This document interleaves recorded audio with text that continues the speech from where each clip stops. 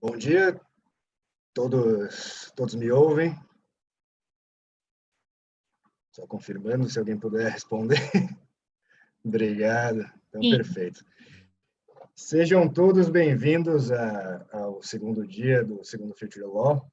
Bom, inicialmente eu queria dar uma palavra de agradecimento à organização do evento, à Universidade Lusófona do Porto e, claro, ao Iberojur, do qual tenho a honra de ser um dos fundadores.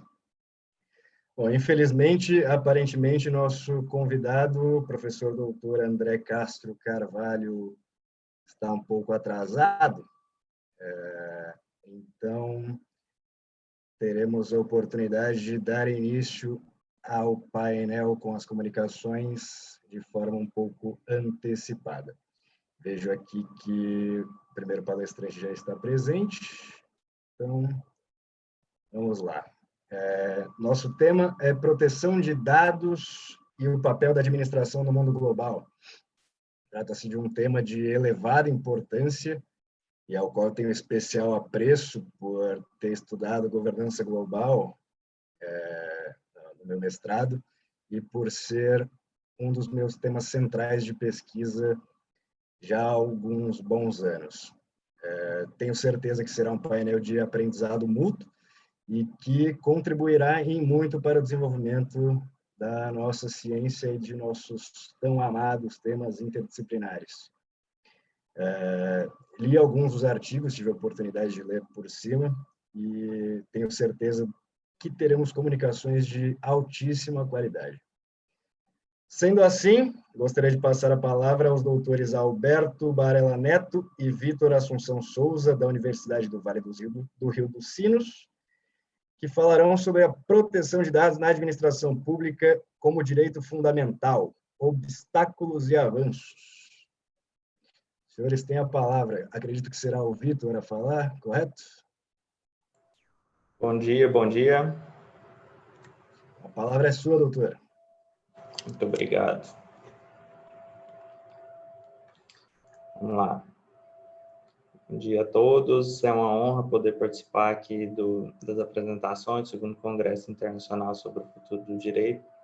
Estou aqui representando a Universidade do Vale do Rio dos Sinos, Unicinos, no mestrado profissional em Direito da Empresa e dos Negócios, e também a Universidade de Rio Verde, UNRV, que foi por meio dela que nós tivemos a oportunidade dessa parceria com a Unicinos.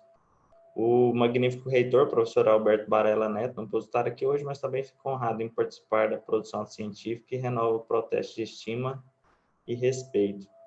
Então, como bem falado, o nosso trabalho intitula-se A Proteção de Dados na Administração Pública como Direito Fundamental, Obstáculos e Avanços. Nossa pesquisa ela buscou reafirmar, né, a ideia de dignidade da pessoa humana e todas as outras do arcabouço dos direitos fundamentais, né? Pois elas originam-se pelo reconhecimento mútuo entre as pessoas acerca da noção de respeito, proteção jurídica, quando esta se vê diante de violações na esfera de sua liberdade ou submetida a intervenções opressivas, né, nesse sentido. Nessa linha do princípio da dignidade da pessoa humana, ainda que a proteção de dados pessoais ela não esteja positivada no texto constitucional brasileiro, como não está em alguns diversos diplomas internacionais e de direitos humanos, essa não perde o status de direito fundamental, porque tanto a proteção como a privacidade dos dados pessoais, ela tem sido fortemente reconhecida pela sociedade para ver suas liberdades manifestadas, né, de forma autônoma e livre, elas dependem desse reconhecimento, que é conferido a toda a gama de direitos fundamentais já consagrados em momentos históricos anteriores. O que se busca com a proteção dos dados pessoais não é o sigilo dos dados em si, mas a garantia de uma comunicação restringida, situação que denota uma troca de informações privativa que não pode ser violada por um sujeito não autorizado. Vemos aí muitos exemplos recentemente, né, das discussões da questão do WhatsApp, do Telegram, desses aplicativos. Então, partindo disso, a proteção dos dados pessoais, ela consegue ser melhor iluminada pelos princípios da dignidade da pessoa humana, do livre desenvolvimento da personalidade, do direito geral de liberdade, dentre outros, né, de forma que, para a concretização destes, a proteção aos dados deve ser rigorosamente observada por todos. E assim, pessoal, é correto nós afirmarmos que a proteção de dados pessoais é de responsabilidade e obrigatoriedade de todos os agentes que participam da sociedade organizada, inclusive a administração pública, pois trata-se do principal agente incumbido de realizar as entregas sociais esperadas, com destaque para aquelas relativas ao direito da personalidade. Assim, a proteção de dados vincula-se diretamente à proteção da personalidade. E sobre dados pessoais, tanto o Regulamento Geral sobre a Proteção de Dados Europeu, o RGPD, quanto a Lei Geral de Proteção de Dados Brasileira, a LGPD, estabelecem seus artigos 4º, número 1 e 5º, inciso 1, respectivamente, que se referem a informações relativas a uma pessoa identificada ou identificável.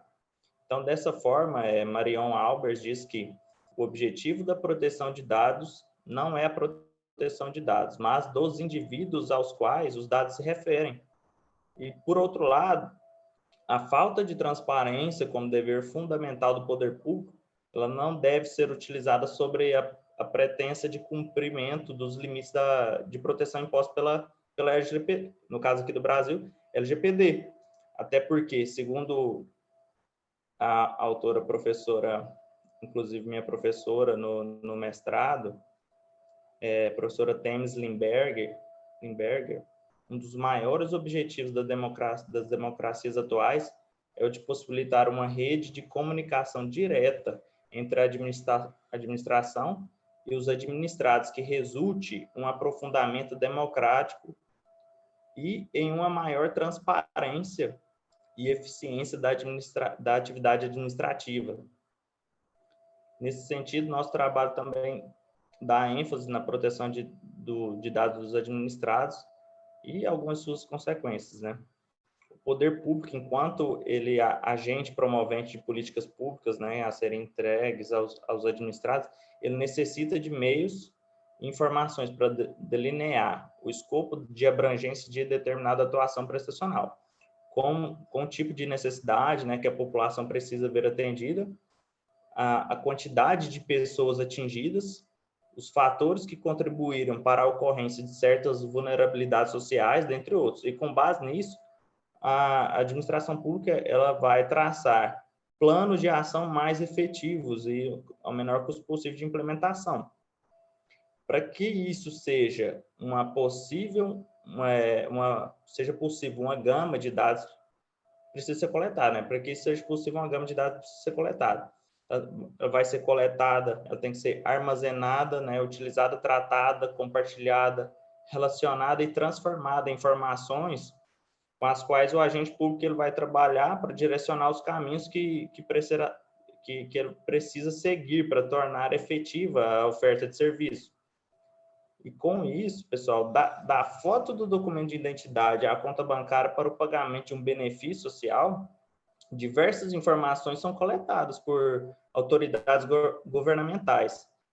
E, nesse sentido, muitas são as mudanças a serem adotadas pela administração pública como um todo, para tornar possível, né, o cumprimento da Lei Geral de Proteção de Dados frente aos cidadãos, principalmente naquilo que demanda, por exemplo, uma análise tempestiva de requerimentos administrativos, por meio dos quais os cidadãos poderão exercer alguns direitos assegurados na lei, como o direito de requisição, está lá no artigo 18, oposição, parágrafo 2º do artigo 18, e revisão, artigo 20 da LGPD.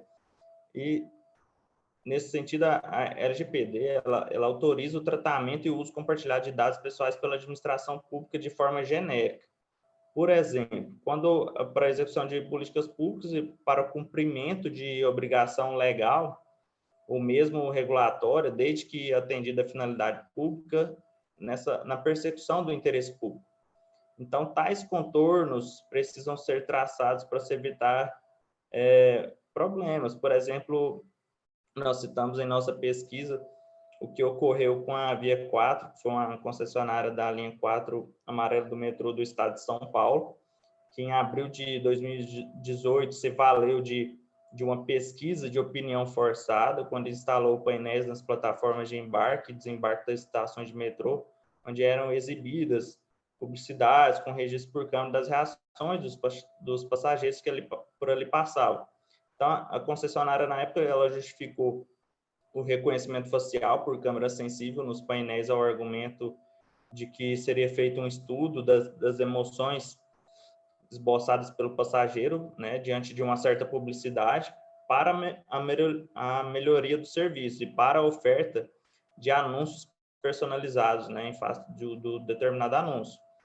Essa conduta encontra diversos impedimentos morais, éticos e legais, pois ela irão fornecer indícios de como serão as relações, né, nesse contexto de utilização de dados e informações pelo poder público, que poderá se valer do critério da finalidade pública, visando o controle, previsão e até direcionamento de comportamento, sob a justificativa de otimizar um serviço público ou implementar políticas públicas mais eficazes. Um conjunto de dados coletados se mostra um excedente valioso, tanto do ponto de vista econômico, quanto do ponto de vista político, pois amplia a possibilidade de controle e de vigilância sobre os administrados. Essa situação, né, que coloca o poder público, através de seus agentes, como principal ator maléfico na seara do tratamento e proteção dos dados pessoais. Sim, pessoal, é perceptível que a proteção de dados ela não se completou com a edição da LGPD, que apesar de tardia tentou traçar os limites de tratamento de dados, tanto por empresas privadas como pela administração pública, né, trazendo punições, sanções a quem não observar seus parâmetros. No atual contexto ainda, com a evolução tecnológica acelerada, nós tivemos uma maximização tanto dos problemas em relação à proteção quanto da oportunidade de chegar a soluções eficientes para as atividades da administração pública. Ainda mais presente nesse ano de 2020, né, que obrigou a todos uma adaptação quase que de um dia para o outro, aos meios que a tecnologia tem oferecido, tendo em vista a pandemia do Covid-19. Nesse processo, direitos que já eram discutidos passaram a ser enfatizados frequentemente, pois a necessidade de tratamento efetivo ela torna-se essencial. Então, assim, para finalizar, reconhecer a proteção de dados pessoais como um direito fundamental tem por objetivo impactar a sociedade em todos os sentidos, pois uma sociedade que valoriza o próprio valor jurídico da dignidade da pessoa humana, bem exemplificado pelos autores citados no trabalho, quem tiver a oportunidade de estar fazendo a leitura, né, a exemplo do professor Pérez Lunho, que já discute isso desde os anos 2000, trazendo o conceito também de teledemocracia, e a professora Temis Limberger, isso molda as regras e engrandecem o alcance da proteção, né, tornando importante, inclusive, nosso meio cultural. E a evolução, ela não se encerra aí, né, com devido enquadramento. Com devido enquadramento da proteção como integrante de direitos fundamentais. Mas ela continua com um trabalho longo, atento e minucioso acerca do tratamento que os atores dão aos dados que estão sob a sua guarda e controle. Pessoal, eu encerro aqui minha breve apresentação, desculpa aí, às vezes eu falo um pouco acelerado. Agradeço pela oportunidade de mostrar uma parte da pesquisa, contribuir com a produção científica. Passo a palavra ao moderador. Obrigado. Agradeço aos insights e às considerações, doutor Vitor. É bom que seja até um pouco mais acelerado, que ganhamos um pouco de tempo no debate. E eu, por exemplo, já tenho umas 2 perguntas anotadas aqui.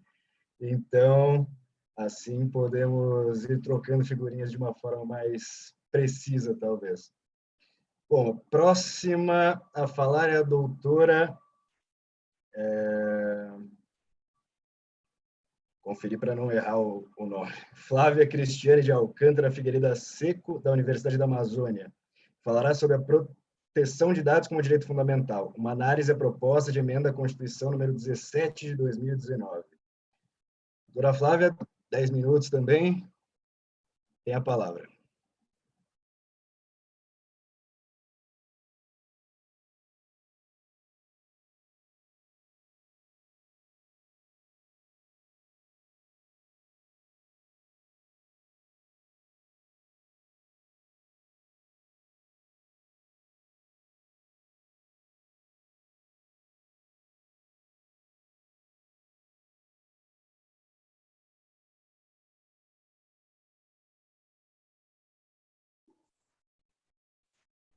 Agora sim, estão ouvindo? Eu estava sem autorização do microfone.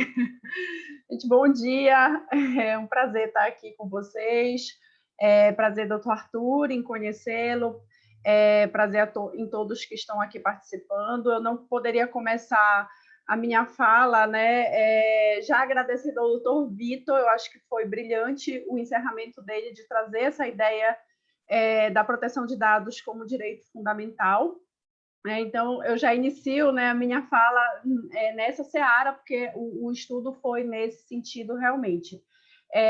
Como o doutor Arthur falou, meu nome é Flávia, eu sou docente da Universidade da Amazônia e também mestranda em Direitos Fundamentais pela Universidade da Amazônia.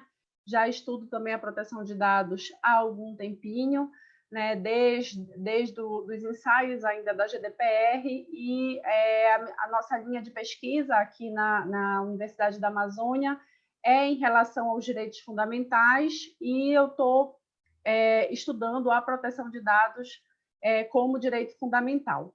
Então, eu vou colocar aqui uma breve apresentaçãozinha para a gente, né, para que a gente só traga um roteirinho rápido. Deixa eu só abrir aqui.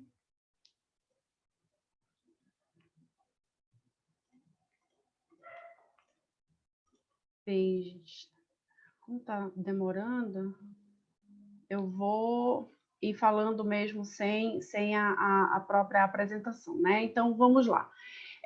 Quando a gente fala de Lei Geral de Proteção de Dados, né, o doutor Vitor trouxe essa ideia para a gente brilhantemente de que não é o fato de a gente ter tido uma legislação agora específica que falasse sobre legislação de dados que realmente nos traga essa ideia de proteção de dados desse momento para cá, né, de 2018 para cá, em especial aqui no território brasileiro. A gente já discute a proteção de dados, o ensaio de proteção de dados, já desde 2010, quando de uma consulta pública pelo Ministério da Justiça, né, e posteriormente a isso, tivemos aí o Marco Civil da Internet, quando já discutido, quando já tinha a discussão da GDPR europeia, né, e assim seguimos o nosso curso até chegar à promulgação da nossa Lei Geral de Proteção de Dados em 2018, entrando efetivamente em vigor ano passado, em 18 de setembro de 2020. Nesse sentido, né, em 2019, houve uma proposta aqui no Brasil de inserir a proteção de dados como direito fundamental, no mesmo rol ali do direito à privacidade, do direito à imagem, do direito à vida íntima.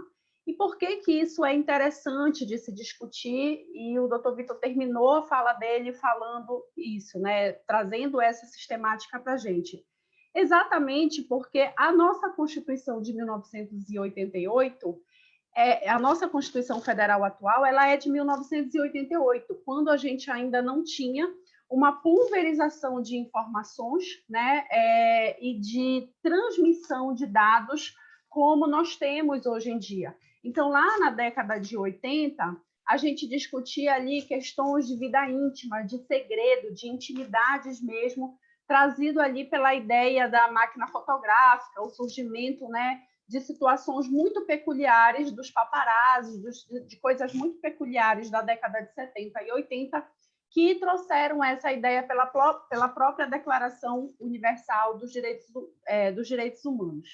E, nesse sentido, lá em 1988, com a promulgação da nossa Constituição, a gente não tinha essa ideia de utilização tão sistematizada dos dados. E o que mais me chama a atenção quando a gente discute essa questão de proteção de dados como direito fundamental é que, quando a Lei Geral de Proteção de Dados começou a ser discutida e, na realidade, entrou em vigor, e atualmente, o que a gente percebe bastante? Percebe que as pessoas entendem a proteção de dados somente através do uso da internet, pelos meios digitais. E que a lei, lá no seu artigo 1º, ela traz para a gente essa ideia de que é inclusive nos meios digitais, ou seja, toda essa gama de dados pessoais, todas essas informações que podem ser colocadas ali num banco de dados sistematizadas, elas têm a proteção pela Lei Geral de Proteção de Dados. E como bem dito aqui na nossa apresentação anterior, não é só a Lei Geral de Proteção de Dados que traz essa ideia. A gente já tem aí, inclusive, o nosso Código de Defesa do Consumidor traz essa ideia de banco de dados e de proteção. E por que, então, essa importância, né, tão grande de realmente se positivar como direito fundamental? É importante destacar que direito fundamental é algo do ser humano, direito da humanidade, algo que a gente, de um modo geral, a gente internaliza como situações muito mais importantes na vida de um cidadão. E, nesse sentido, a gente não pode igualar a proteção de dados como direito à privacidade, exatamente porque estão em patamares diferentes por essa sistemática da sociedade da informação que nós estamos vivenciando atualmente. Então, a proposta de emenda à Constituição de 2017, ela veio nesse sentido de inserir a proteção e o tratamento de dados pessoais como direito fundamental no artigo 5º, né? E direitos fundamentais, como diz o brilhante Ferrajoli, né? Ele é aquele direito muito subjetivo, universal a todos os seres humanos, enquanto dotados de pessoa humana. Então, nada mais justo de que, em uma era da informação, de que uma era da sociedade que não consegue mais viver desconectada, a gente inserir a proteção de dados como direito fundamental. Lá no artigo 1º da Lei Geral de Proteção de Dados, inclusive, lá no finalzinho, né, ele diz assim para a gente que a lei ela tem como objetivo proteger direitos fundamentais de liberdade e de privacidade, o que nos dá a sistematização de que essa privacidade ela está inserida na proteção de dados ou vice-versa, né? Então, a gente não pode dizer que é a mesma informação, que se trata do mesmo conceito quando nós estamos diante dessa positivação no nosso ordenamento jurídico brasileiro.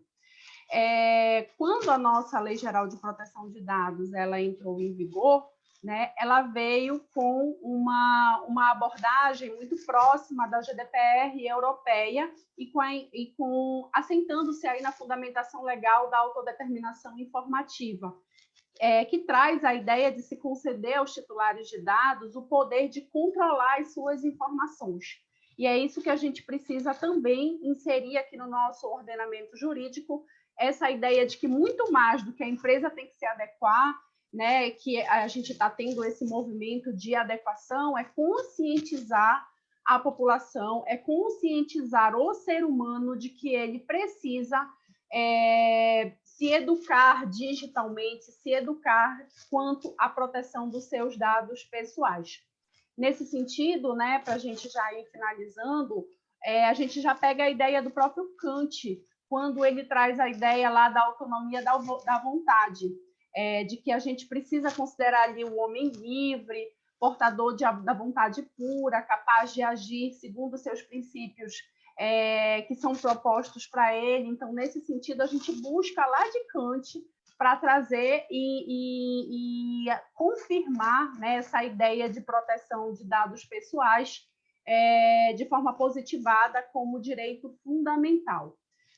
Finalizando, já que a gente tem um minutinho aqui, né, mais uma vez ratificando, vivemos essa era da informação e, nesse sentido, a gente não tem mesmo como se desvencilhar de proteger esses dados pessoais. E na lição de Rodotà, ele fala para a gente que a proteção de dados pessoais ele não é apenas um direito fundamental, né, que a gente queira impor. Na realidade, o maior significativo ele traz a ideia da dignidade da humanidade na própria contemporaneidade.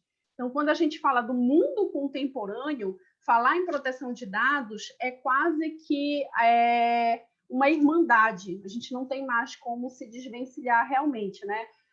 Brilhantemente, o doutor Vitor falou uma série de exemplos aqui que trazem realmente essa ideia de que a gente precisa aí estar com essa sistematização da proteção de dados como direito fundamental. Então, não temos como pensar hoje, né, em uma sociedade da informação, em um ordenamento jurídico, sem que a gente positive, em especial aqui no Brasil, esse movimento ele é bastante forte, em especial depois da promulgação da Lei Geral de Proteção de Dados, e a gente só está esperando colocar em pauta, né, na Câmara dos Deputados. A gente já teve uma vitória em dezembro desse ano, e só está esperando colocar em pauta para que realmente essa proteção de dados seja positivada no nosso ordenamento jurídico. Então, eu quero agradecer esses 10 minutinhos que a gente teve aqui, para trazer essa ideia, né, de que a proteção de dados efetivamente deve ser positivado no nosso ordenamento jurídico, né, para uma maior conscientização da nossa população. Então, muito obrigada, agradeço esses 10 minutos, devolvo a palavra para o doutor Arthur. Muito obrigado, doutora Flávia. Antes de passar a palavra à próxima palestrante, não vai ser possível me conter, eu vou ter que fazer um comentário e deixar uma provocação para o debate futuro. O comentário falar sobre Kant é sempre necessário, né? Não importa o tema que trabalhamos, sempre voltamos aos clássicos e isso é sempre maravilhoso. E a provocação vem de uma concepção com a qual eu trabalhei, inclusive no tema da governança global e nessa parte de administração, que é o segundo tópico do nosso tema, do nosso painel. E na parte do GDPR, principalmente, relacionando com a questão dos direitos fundamentais, eu trabalhei com uma parte da doutrina alemã, dos professores Bodo Pieroth e Bernhard Link, que eles conceituam os direitos fundamentais, os direitos humanos fundamentais, para ser mais preciso, como direitos anteriores ao Estado. E eu acho que essa sua concepção entra exatamente nessa linha. Aí eu só vou deixar a provocação para que no debate a gente possa discorrer um pouco mais sobre como incluir a proteção de dados como um direito que é anterior ao Estado. E isso vai se conectar com uma pergunta que eu já tenho preparada para todos os palestrantes. Já sugiro a preparação. Enfim, passando. Agora passarei a palavra à doutora Luciene Michel. Agora vai ser um desafio nesse painel. Träger Wickler Schanbock. Espero que tenha sido correto. E é da Universidade Presbiteriana Mackenzie, aqui de São Paulo, e falará sobre a LGPD e a proteção dos dados pessoais no âmbito da administração tributária brasileira. Tem a palavra, doutora.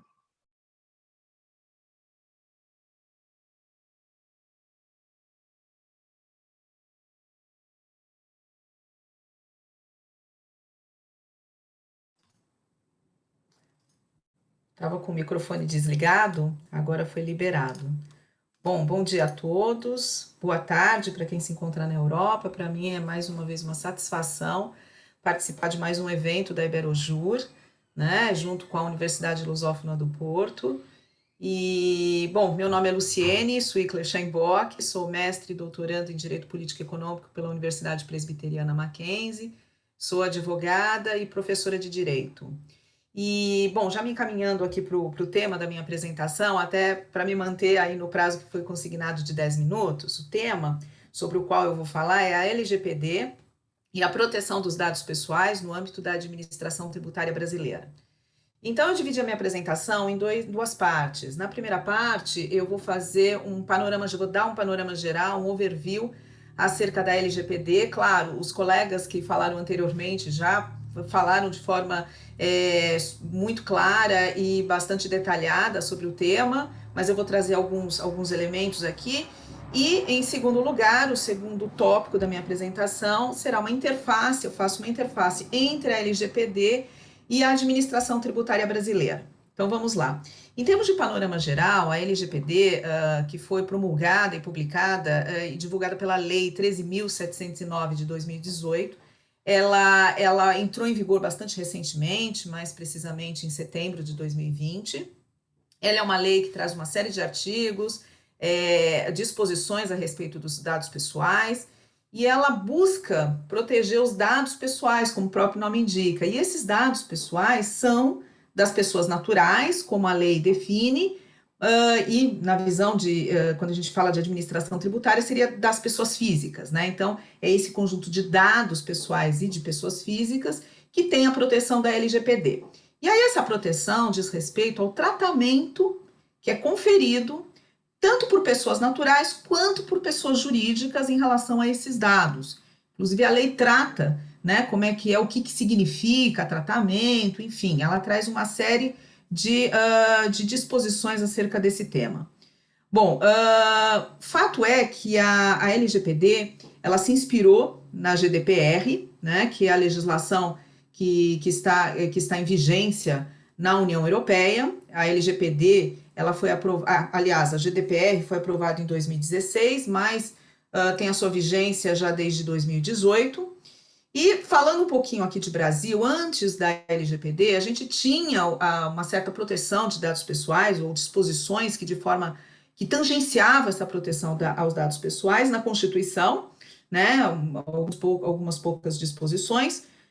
Temos também no Código de Defesa do Consumidor, na Lei de Acesso à Informação, no Marco Civil da Internet, mas são normativos que tangenciam essa questão. Por isso, a LGPD ela veio num momento importante, ela é salutar. Claro que ela tem pontos aí que merecem melhoria, mas fato é que ela veio num momento muito importante, principalmente em se considerando os dias atuais, em que a gente tem um panorama de indústria 4.0, os avanços tecnológicos, a economia digital, ainda mais nos dias de hoje em que vivemos na pandemia e que cada vez mais as pessoas fazem os acessos e incluem os seus dados em plataformas digitais.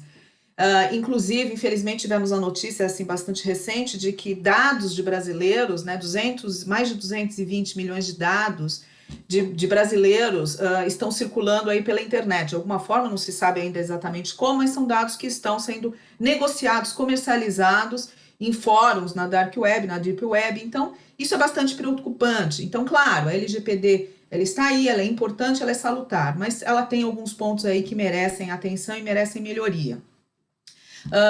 E outra questão da LGPD é que ela também traz, sim, um conjunto de sanções, e além disso ela criou a ANPD, a Autoridade Nacional de Proteção de Dados. Então, a LGPD, como eu disse, ela é importante, ela é necessária, imprescindível, até porque os dados pessoais, hoje em dia, eles são um ativo importantíssimo, tanto para os estados quanto para as empresas, e pelo que a gente tem visto também aí para quem os utiliza de forma fraudulenta e ilícita. Bom, agora eu já me encaminho também para essa interface entre a LGPD e a administração tributária brasileira, que é o objetivo justamente do meu artigo, da minha exposição. Bom, o primeiro ponto que é importante destacar é que a LGPD, ela se aplica sim aos órgãos públicos, à administração pública brasileira, de uma forma geral, a todos os órgãos públicos. E como não poderia deixar de ser, dentro desse âmbito, a gente tem a administração tributária brasileira. E aqui é importante a gente fazer um breve introito a respeito da informatização da administração tributária aqui no Brasil. O sistema tributário brasileiro é um dos mais complexos do mundo, tá? Qualquer tipo de indicador que consideremos, ou relatórios internacionais, ou mesmo brasileiros, a gente consegue verificar que o sistema brasileiro, o sistema tributário brasileiro, ele é complexo, ele é amplo, a gente tem uma quantidade muito grande de tributos, uma legislação bastante complexa, nós temos também várias obrigações acessórias para quem não é do mundo tributário, né? A gente tem a obrigação tributária, que se divide em dois tipos, duas modalidades, a obrigação tributária principal, que é pagar o tributo, e a obrigação tributária acessória, que é todo aquele conjunto de declarações, informes e relatórios que são prestados, enviados à Receita Federal. Então, claro que para a gente simplificar o sistema tributário nacional, a gente teria que pensar numa reforma tributária, pensar numa redução da quantidade de tributos, e aqui eu não estou nem ingressando na discussão de carga tributária, mas fato é que a administração tributária, ela tem feito aqui no Brasil uma série de investimentos e tem investido maciços recursos na parte de informatização, até porque esse é um caminho para a gente simplificar, para o sistema tributário nacional ser simplificado. Então, por exemplo, se antigamente as informações e declarações eram feitas no papel ou eram entregues em banco, hoje em dia tudo isso é informatizado, né, com um clique. Então, por exemplo, nós temos o SPED. O SPED é um exemplo claríssimo dessa busca de simplificação tributária. O SPED, que é o Sistema Público de Escrituração Digital, que tem vários módulos. E esses sistemas, eles acabam guardando uma grande quantidade de informações, tanto de pessoas jurídicas quanto de pessoas físicas. Então, vou dar o exemplo aqui, por exemplo, da nota fiscal eletrônica. Muito embora a nota fiscal eletrônica ela seja um documento do contribuinte, é da empresa, portanto, né, ela que gera o documento, é a empresa, a pessoa jurídica que gera o documento, esse documento traz uma série de informações das pessoas físicas ou pessoas naturais, como, por exemplo, o nome, muitas vezes o endereço, o CPF, o hábito de consumo, o que consumiu, quando consumiu e que tipo de produto consumiu. Então, tudo isso, se você considera a nota fiscal eletrônica, é possível fazer um mapeamento dos hábitos de consumo das pessoas físicas ou pessoas naturais, né? A gente consegue mapear de certa forma. Então, isso é uma informação que é relevante. E se a gente considera ainda, por exemplo, imposto de renda pessoa física, lá tem todos os dados sobre os bens das pessoas, a remuneração, se a pessoa tem uma moléstia grave, quanto que ela gasta em tratamento de saúde e por aí vai. Então, a gente tem sim, muito embora quando a gente pensa em Receita Federal, a gente pense muito, ou até mesmo na administração pública estadual ou municipal, a gente pense muito na pessoa jurídica, que realmente ela tem um conjunto muito grande de informações que são prestadas. As pessoas físicas também têm um conjunto relevante de informações ali dentro, inclusive no que diz respeito à remuneração, que são dados, de certa forma, sensíveis. A gente tem vou dar um outro exemplo aqui, a gente teria vários aí, né, relacionados a ITCMD, ITBI, bens no exterior, mas aí eu vou dar mais um último exemplo, que é da escritura contábil fiscal, da ECF, que é um módulo em que, nesse caso, a gente tem a inclusão dos dados de remuneração, outros dados também, mas de remuneração de sócios, administradores, conselheiros das empresas. Então, quer dizer, a gente tem um conjunto aí de informações que estão hoje, que estão na posse da administração tributária, e aí tanto federal, quanto estadual, quanto municipal, e sem esquecer ainda que existe o compartilhamento dessas informações, não só em nível de Brasil, entre a esfera federal, estadual e municipal, mas também com organismos estrangeiros, com entidades tributárias estrangeiras. Claro que o CTN ele procura blindar os riscos aí envolvidos através do sigilo fiscal. Tem um artigo no CTN, que é o artigo 198, que trata do sigilo fiscal como uma exigência, mas a gente sabe, né, que infelizmente aí existem vulnerabilidades e riscos envolvidos com a tramitação ou com essa circulação de dados pessoais. Então, nesse sentido, e aí demonstrando a ponte da LGPD, a LGPD, ela se aplica, sim, à administração pública federal como um todo, e nesse caso, se aplica, sim, à administração tributária. Então, é importante que a Receita Federal, ela se adeque, claro, à LGPD, tome todas as salvaguardas e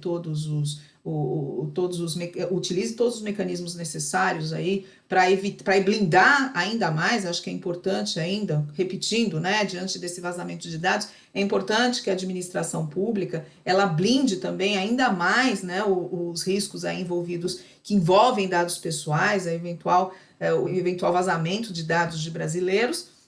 Então, ela é muito importante. Lembrando que, aí já me encaminhando para o final, que no que diz respeito a sanções, a LGPD ela exclui os órgãos públicos, e aí incluída a administração tributária brasileira, das multas, né? Tem lá um rol de sanções na LGPD, porém a administração pública federal, os órgãos públicos, eles estão imunes, né? Não estão sujeitos às multas que estão na lei. De qualquer forma, eu entendo, já finalizando a minha apresentação, eu entendo que a LGPD veio num momento importante, ela tem, claro, alguns pontos que necessitam de melhoria, mas é uma salvaguarda a mais. Talvez seria uma forma de tentar proteger os dados dos brasileiros. E, bom, já finalizando, agradeço a possibilidade, mais uma vez agradeço a oportunidade e fico à disposição para quaisquer dúvidas, perguntas, comentários que os senhores queiram fazer. Muito obrigada. Muito obrigado, doutora Luciene, brilhante apresentação. E aqui eu tenho que comentar que, apesar de a ordem dos palestrantes ter sido feita por ordem alfabética, pelo menos é o que eu tenho para perceber, os temas têm se interconectado de uma forma interessante. Primeiro, a consolidação de direitos fundamentais, depois, como incluir a proteção de dados enquanto um direito fundamental autônomo, e agora vemos as consequências mais específicas, que já vai entrando na vida das pessoas diretamente, esse tema, inclusive trazendo até a própria problemática da globalização para a vida do ser humano comum, que inclusive foi a primeira palavra que chamou minha atenção quando eu li o seu resumo, que logo na primeira linha, globalização, eu já entendi o tamanho da problemática que vem a ser abordada nesse tema. Bom, agora passarei a palavra ao doutor Rafael Rodrigues Valença de Oliveira, da Universidade Federal do Rio Grande do Norte. Falará sobre o direito fundamental à proteção de dados à luz da Constituição da República Federativa do Brasil de 1988. O doutor tem a palavra. Inicialmente, cumprimento a todos os professores, doutores que me antecederam. Agradeço o convite, o espaço de fala para debater um tema tão sensível, tão importante, e que atrai a atenção não só do jurista, mas como do saber científico em várias ciências, na economia, na sociologia, na ciência política.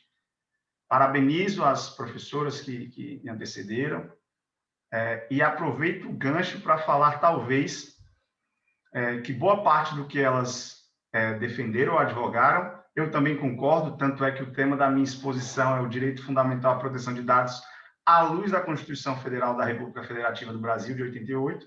Então, de certo modo, estamos advogando no mesmo sentido e tentarei aqui condensar um pouco para não repetir as informações e também atender ao tempo que me foi disponibilizado. Brevemente, sou mestrando na Universidade Federal do Rio Grande do Norte, na linha de Direito Internacional, Regulação de Novas Tecnologias, sou advogado da União lotado em Brasília e também sou um curioso da proteção de dados, enquanto elemento não só de investigação à luz do ordenamento nacional, mas, sobretudo, também na perspectiva internacional.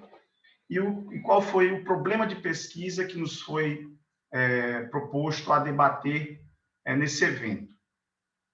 Nós, a partir da tramitação legislativa do projeto de lei número 4060, em 2012, que foi convertido a posteriori na Lei Geral de Proteção de Dados, parcela considerável da discussão congressual, ela restou concentrada em identificar se o Brasil já possuiria um microsistema normativo de proteção de dados ou, de modo reverso, se o projeto em questão poderia ser classificado como diploma inaugural no nosso sistema. E a controvérsia, como sempre esperada, né, ela extrapola os espaços institucionais do Poder Legislativo, do Poder Judiciário, do Poder Executivo, e invade esses outros ambientes de primazia, sobretudo jurídica, né? Inclusive a sociedade, a economia e a academia como um todo. Mas, apesar de quase uma década do princípio desses debates parlamentares, o que nós notamos hoje é que ainda não há um consenso, seja no legislativo, seja na doutrina, na jurisprudência, a respeito da existência de um microsistema normativo próprio, com princípios e regras específicas, bem delineadas, que dispõem sobre proteção de dados no Brasil. O exemplo transparente do que pode ser citado aqui foi, como bem apresentado pelas palestrantes anteriores, a tramitação da proposta de emenda à Constituição número 17, de 2019, que altera justamente a redação para incluir a proteção de dados pessoais entre os direitos e garantias fundamentais, demonstrando a forte resistência ainda existente na atribuição do assento constitucional à tutela de dados nos moldes normativos odiernos, né? Porque nós temos hoje o que de diferente? Nós temos uma sociedade da informação, nós temos fenômenos de digitalização da vida privada, de virtualização da intimidade, que eles modificam a forma de interpretação de regras e normas que foram positivadas nesse microsistema, seja ele infralegal, como bem também mencionado anteriormente, que compõe desde a LGPD, diploma mais específico recente, ao Marco Civil da Internet, já em 2014, que anunciava, por meio da disciplina do uso da internet no Brasil, princípios e deveres a serem observados, assim como a Lei de Acesso à Informação, em 2011, assim como o Código Civil de 2002, o Código de Defesa do Consumidor, em 1990. Então, nós já, apesar da importância de um diploma específico, sobretudo no campo internacional econômico, internacional político, de se editar uma norma unicista, com muita influência, com muita inspiração no regulamento europeu, a verdade é que, em nosso sentido, a partir das nossas pesquisas, já existia uma estrutura minimamente conformada para esse instituto, para esse direito, e que ela tinha assento constitucional, como nós iremos adentrar. Utilizando a linguagem que foi adotada pela LGPD, hoje se compreende que o direito à proteção de dados ele pode ser classificado, entendido como um poder jurídico atribuído a um titular, de determinar de forma autônoma e consciente, que seriam os requisitos da autodeterminação informativa, o destino e o tratamento que serão dispensados à informação. E aí eu faço o primeiro parênteses. A informação enquanto conteúdo, que essa informação vai ser relacionada à pessoa de perfil identificável ou identificada. Então, nós já temos aí uma diferença expressa no tratamento da informação e da privacidade como objetivos e fundamentos do conceito de proteção de dados. Então, a LGPD, nesse aspecto, ela foi muito feliz em sua redação, de modo diretivo, explicitar outra diferença hoje existente entre esses conceitos que já são positivados na redação constitucional desde a década de 80.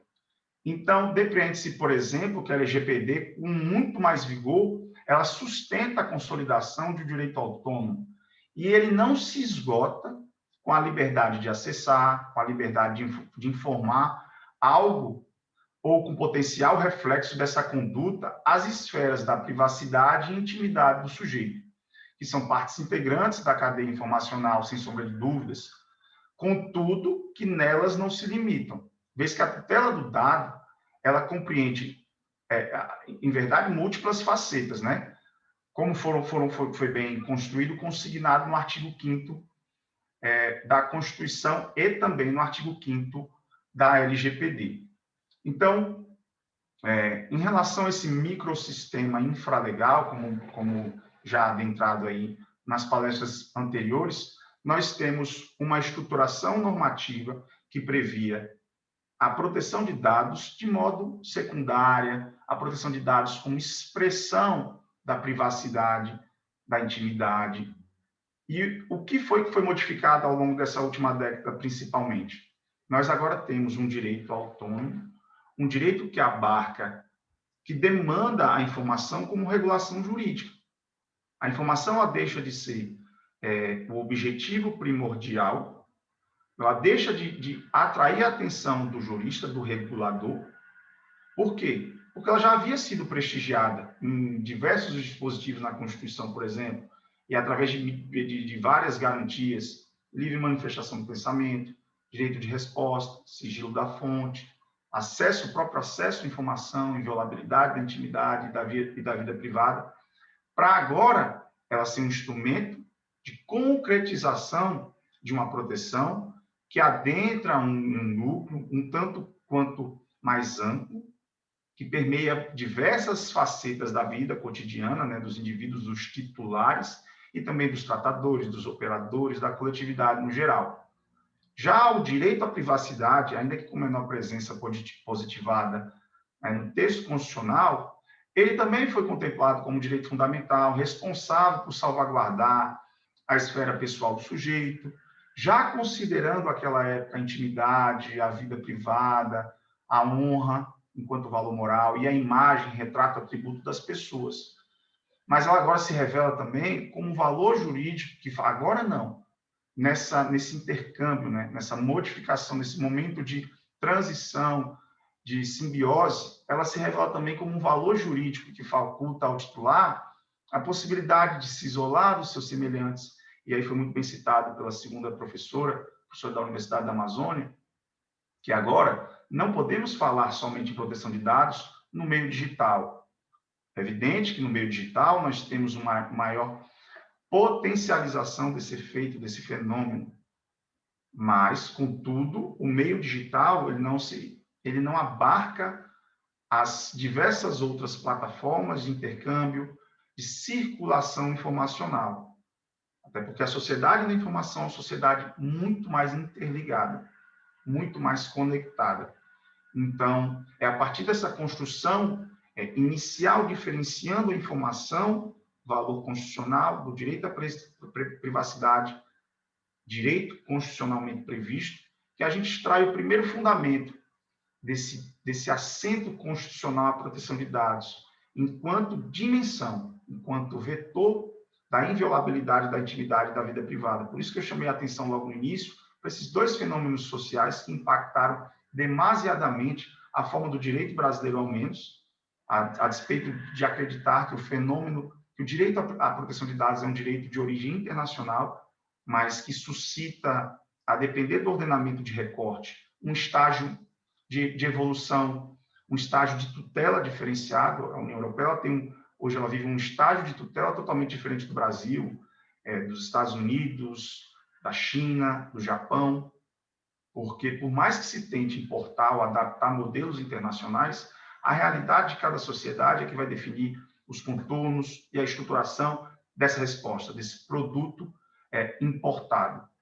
Então, como segundo instrumento, como segundo fundamento do assento constitucional do direito à proteção de dados, não há como negar a influência do conteúdo normativo da dignidade humana, né, que é um postulado que antecede, de acordo com a doutrina que assim defende, que assim advoga a própria Constituição Federal. Então, seria um valor atemporal. Então, o próprio enquadramento do direito à proteção de dados, ele, como mandamento constitucional, ele só encontra permissivo graças ao conteúdo normativo da dignidade da pessoa humana, sobretudo a sua eficácia interpretativa, quando ela se revela como critério de valoração, critério para valoração de situações e atribuição de pesos em casos que envolvam ponderação, porque por mais que o esforço legislativo ele seja condizente com a resposta social, condizente com a evolução social, o que não é muito comum,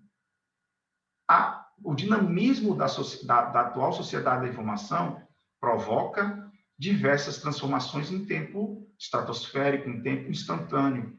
Então, é quase que impossível que os poderes constituídos consigam dar uma resposta à altura imediata.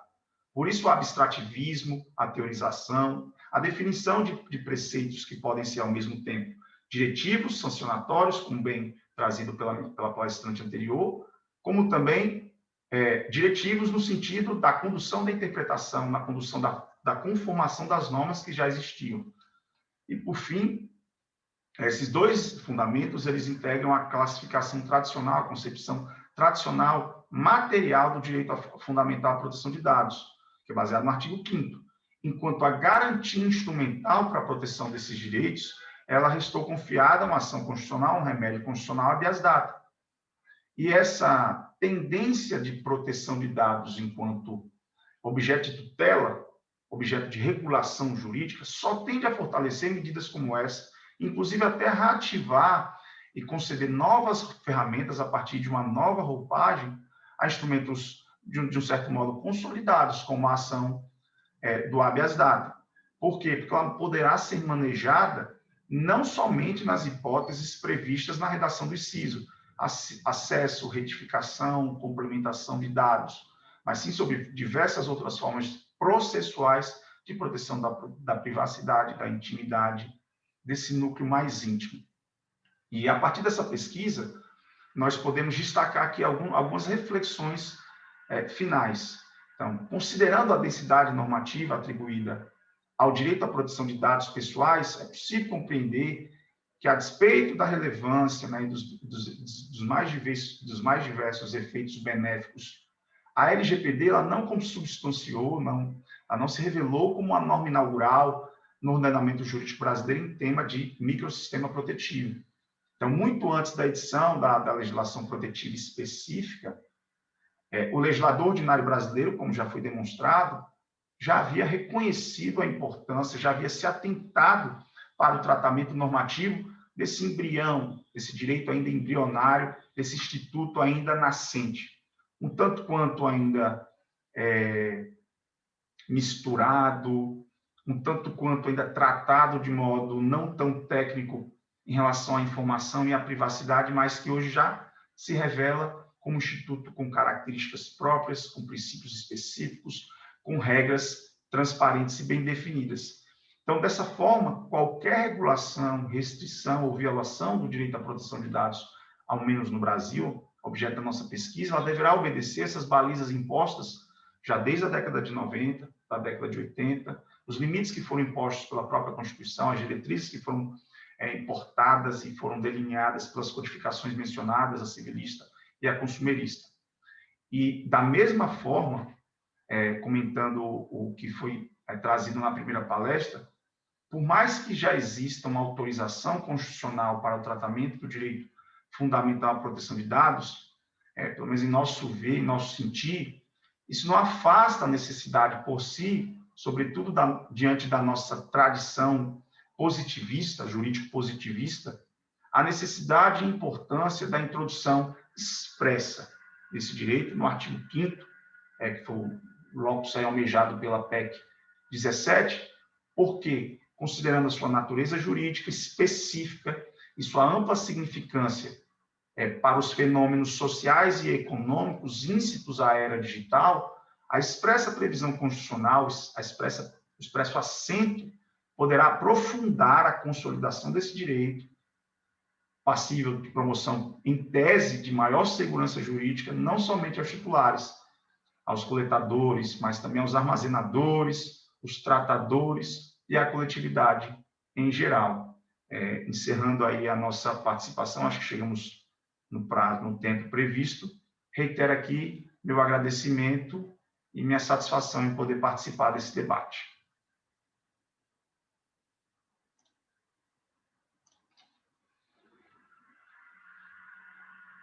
Novamente, uma excelente ação e também me trouxe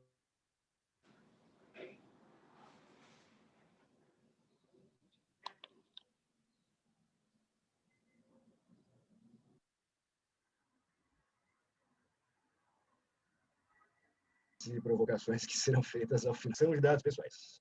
Tem a palavra, doutora.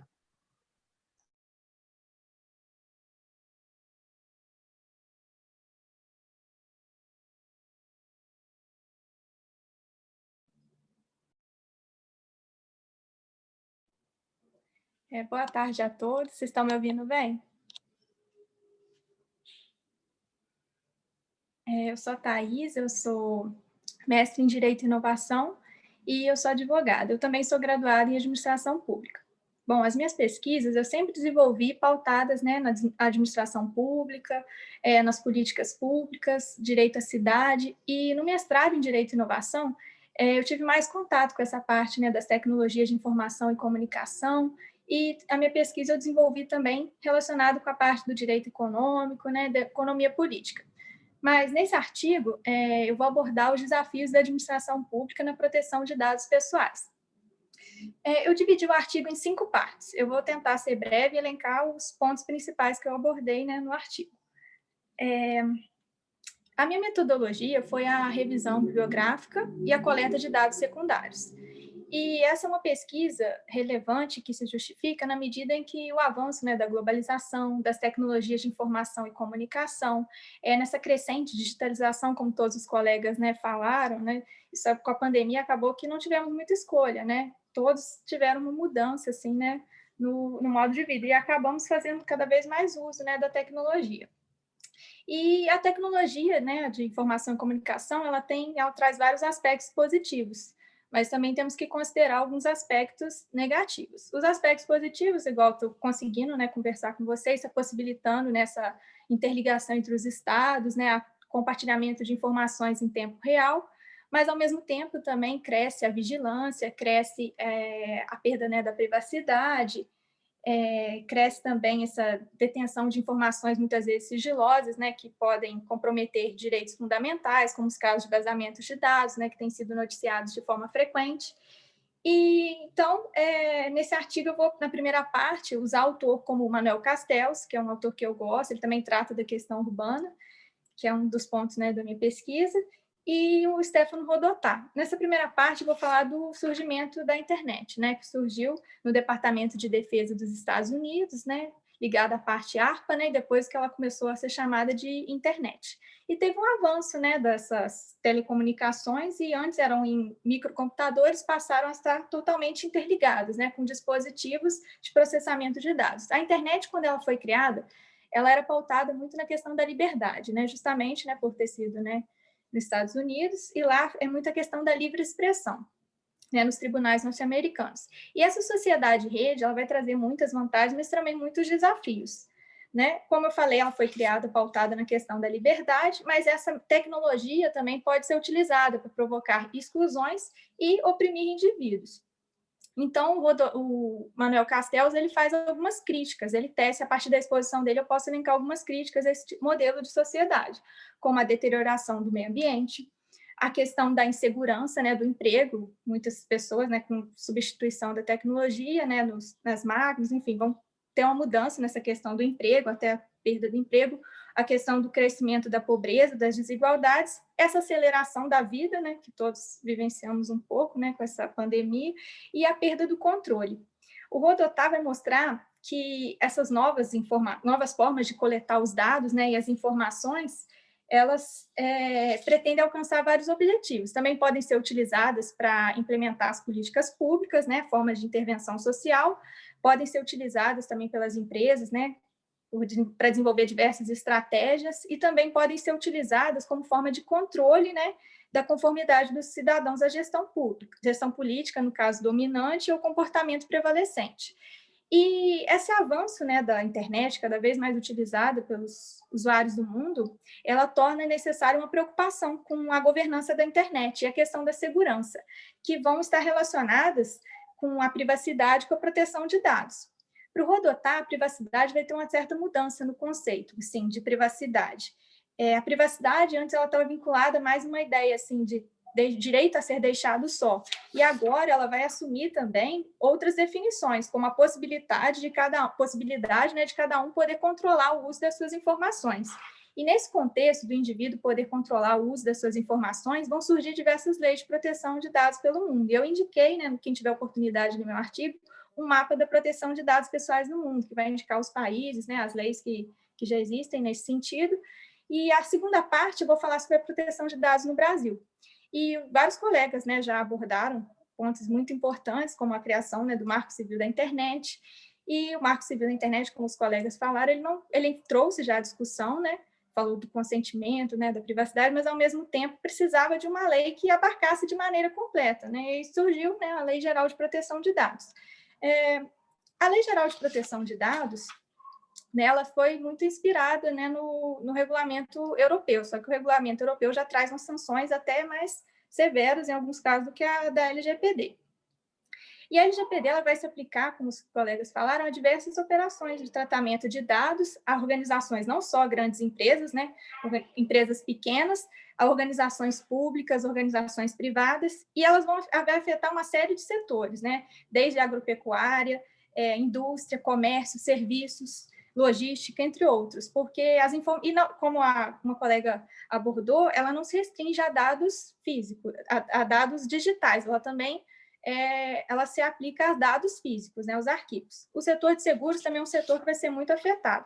E dentro dessas organizações, quais são as áreas que podemos indicar que serão mais afetadas? É a parte financeira da empresa, o setor de recursos humanos, o departamento jurídico, de TI, o marketing, porque essas áreas elas necessitam armazenar grande quantidade de dados, né, para desenvolver as atividades. Então, é fundamental que as organizações implementem medidas de segurança da informação e realizem, né, um mapeamento desde o início da coleta do dado, né, na organização, até as partes, né, em que o dado vai circular pelaquela organização, é mapear aquele ciclo de vida do dado.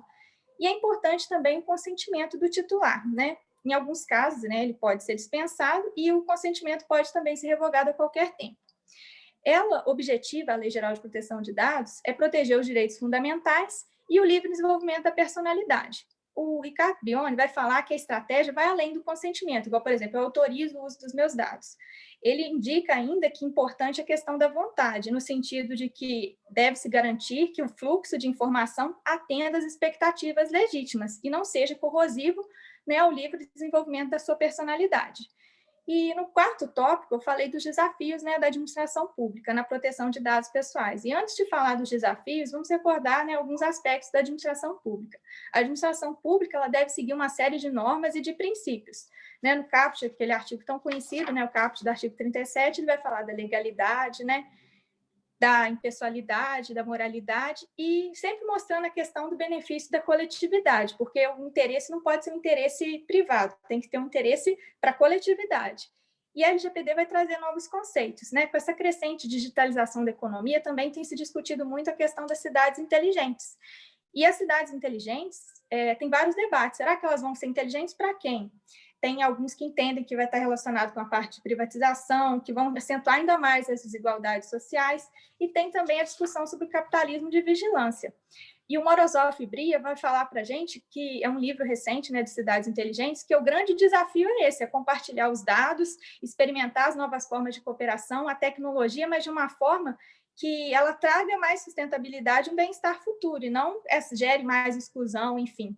E no meu artigo, acho que não vai dar tempo, mas eu falei também dessa questão do compartilhamento de dados, né?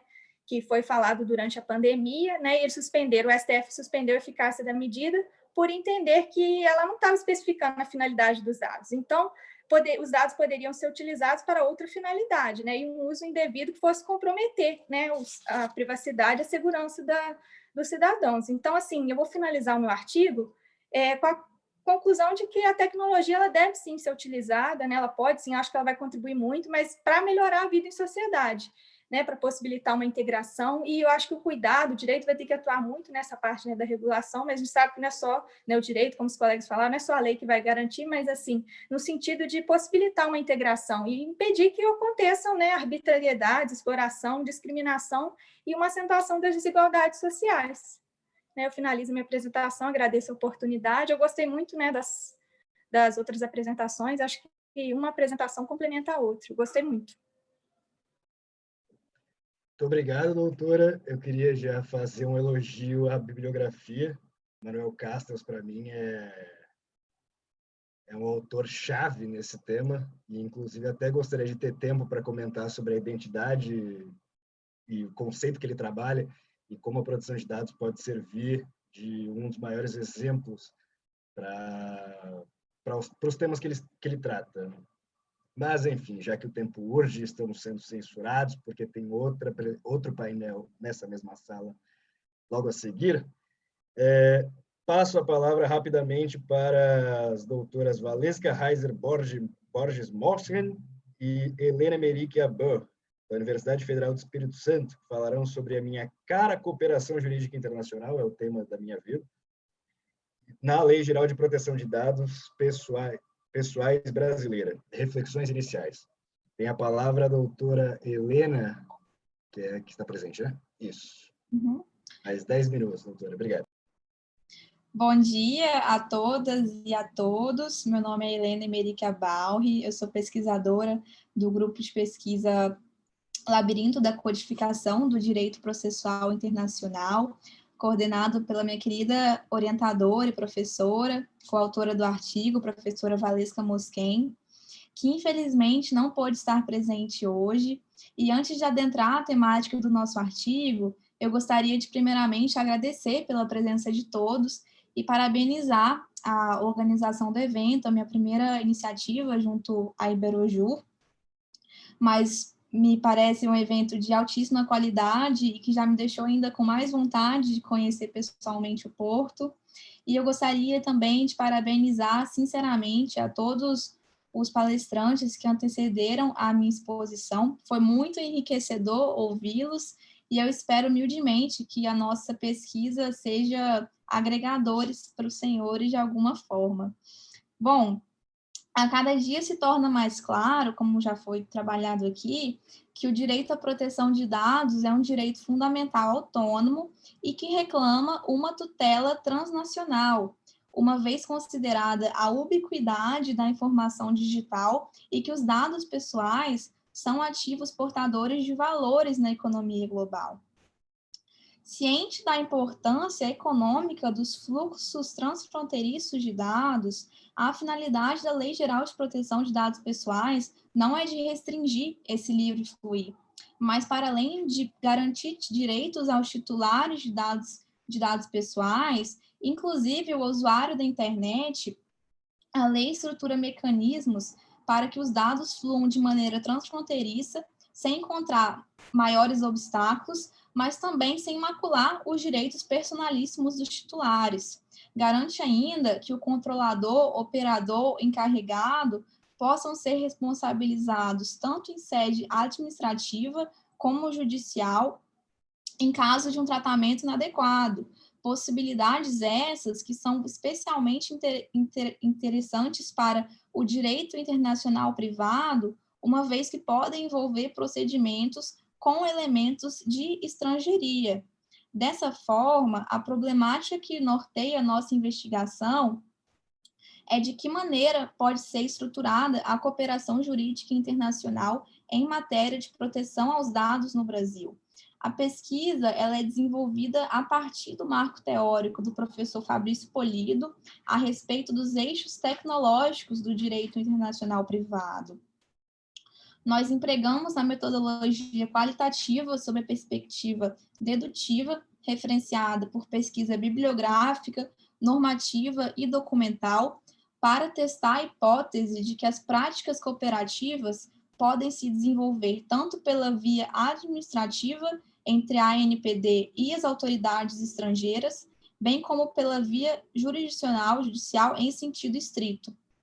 E, bom, quando nós tratamos da tutela transnacional da proteção de dados, nós reconhecemos que esse meio cibernético que abriga todo esse fluxo ininterrupto de informações não é um plano desvinculado da ordem estatal, e tampouco a internet é um território livre de regulação, mas, na verdade, ela é um objeto incontornável do direito, sobre o qual também são aplicados os conceitos de jurisdição, conflitos de lei e soberania.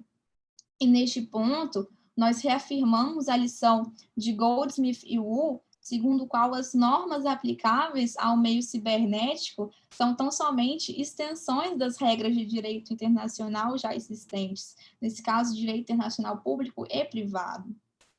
Pois bem, e dentro dessas normas já existentes, nós temos o princípio da territorialidade, e é em razão desse princípio que surge a necessidade de cooperação jurídica internacional para que o Estado possa oferecer o devido acesso à justiça aos seus jurisdicionados, que também, enquanto usuários de internet, podem sofrer violações ao seu direito fundamental à proteção de dados no meio cibernético, o que pode envolver partes sediadas no estrangeiro. E essa necessidade de cooperação, ela é ainda mais acentuada pela escolha legislativa de que a incidência da LGPD não está restrita aos sujeitos estabelecidos no Brasil, mas ela é aplicável sempre que a operação de tratamento seja realizada no território nacional, que ela tenha por objetivo a oferta ou fornecimento ou serviços de bens ou tratamento de dados de indivíduos localizados no Brasil, ou que os dados pessoais ou objetos do tratamento tenham sido coletados aqui. E, realmente, a extraterritorialidade dos efeitos da lei parece ser a única opção regulatória apropriada, principalmente levando em consideração o fato de que muitos provedores da internet não estão desconectados de um território específico, mas, por vezes, recorrem à terceirização das operações de tratamento para reduzir os custos das transferências geográficas de grandes volumes informativos, como o próprio nome Big Data remonta. No entanto, à semelhança do regulamento europeu, a redação da LGPD parece não ter contemplado a faceta da jurisdição executiva extraterritorial. Embora muitos estudos, sobretudo a Academia Europeia, tenham contemplado o tratado da extraterritorialidade na perspectiva prescritiva e judicativa, o problema da execução extraterritorial parece ter sido um pouquinho negligenciado. Esse cenário nos leva a constatar de que a efetividade da extraterritorialidade prevista no artigo 3º da LGPD vai depender de sólidas estruturas de cooperação entre a ANPD e as autoridades estrangeiras, bem como entre os órgãos judiciais propriamente ditos. Isso porque a doutrina processualista internacional contemporânea entende que a cooperação jurídica não se restringe mais a tão somente a esfera judicial, mas também pode abranger o intercâmbio entre órgãos administrativos, ou mesmo a cooperação entre órgãos administrativos e judiciais, além da visão clássica de cooperação entre cortes pertencentes a países distintos que necessitam do auxílio uma da outra em razão da limitação da sua jurisdição. Quanto à primeira possibilidade, os esforços cooperativos administrativos entre a ANPD no Brasil e seus pares no estrangeiros seriam viáveis, no mínimo, em 4 facetas, para aplicação das sanções a agentes de tratamento estabelecidos no estrangeiro, para o auxílio investigativo na verificação de causa ou não para a responsabilização desses agentes, para o intercâmbio das informações relativas aos padrões técnicos que são mencionados ao longo do texto legal, para a aferição do cumprimento de requisitos necessários para a livre transferência internacional de dados. E é interessante observar que a LGPD expressa de maneira inequívoca o ânimo legislativo em prol da cooperação, sobretudo quando elenca no artigo 55J, entre as competências do órgão, promover e elaborar estudos sobre as práticas nacionais e internacionais de proteção de dados, mas principalmente promover ações de cooperação com autoridades de proteção de dados pessoais de outros países, de natureza internacional e transnacional. Além disso, à luz do Código de Processo Civil de 2015, a NPD ainda poderia se valer do auxílio direto, um instrumento cabível para a obtenção e proteção e prestação de informações sobre o ordenamento jurídico e sobre processos administrativos e judiciais. Apesar do Brasil não ratificar a Convenção 108, que trata no seu protocolo adicional especificamente da cooperação entre autoridades, nós verificamos que no Brasil há sim um solo fértil para que as práticas cooperativas permitidas pelo ordenamento se desenvolvam, uma vez que a NPD já se encontra inseridas em iniciativas cooperativas globais, como a Conferência Internacional de Autoridades, a Rede Ibero-Americana de Proteção de Dados e a Global Privacy Enforcement Network, entre outras organizações. Por outro lado, adentrando a segunda possibilidade, contra a cooperação entre órgãos jurisdicionais e administrativos, destacamos a possibilidade dos particulares pleitearem demandas contra agentes sediados no estrangeiro perante órgãos pátrios, incluindo ações judiciais correspondentes a indenizações por danos sofridos em virtude da violação da lei. E, por fim, quanto à terceira possibilidade, a da cooperação estritamente entre órgãos judiciais, ainda é possível o reconhecimento e execução de decisões estrangeiras que possibilitem o exercício dos direitos de titular de acesso, de correção, de anonimização, eliminação, portabilidade, promovendo o acesso à justiça por meio da obtenção de respostas do controlador sediado no estrangeiro às requisições de um titular brasileiro, mas também de decisões que promovam a execuibilidade da devida responsabilização dos entes violadores, conforme o artigo 42 da LGPD. E, partindo para as considerações finais, a análise do CPC 2015, juntamente com todo o ordenamento, uma interpretação sistêmica com a LGPD, demonstra a viabilidade dos mecanismos de auxílio direto e do reconhecimento e execução de sentenças estrangeiras em ações coordenadas que promovam arranjos cooperativos judiciais e administrativos que proporcionem a tutela da autodeterminação informativa no meio cibernético, sem, contudo, limitar o fluxo transfronteiriço de dados portadores de valores dos quais dependem a atual economia global. Com isso, eu encerro a minha exposição, agradecendo ao tempo e à atenção que me foram concedidos e me coloco à disposição para o debate. Muito obrigada. Obrigado, doutora Helena. É um tema que eu não canso de ouvir sobre, ou falar sobre. Ele está na minha tese de mestrado, eu também tive a oportunidade de tratar exatamente sobre esse tema, quanto às decisões do Tribunal de Justiça da União Europeia sobre a sua própria legitimidade para julgar o grau de proteção de leis estrangeiras, no caso dos Estados Unidos.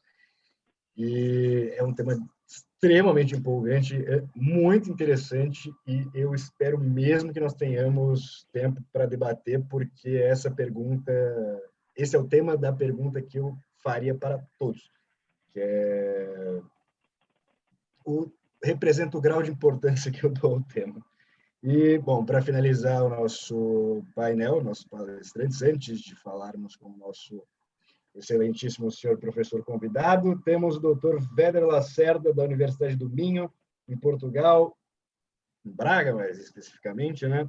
E que falará sobre os novos desenvolvimentos da proteção de dados pessoais em tempos de Covid-19.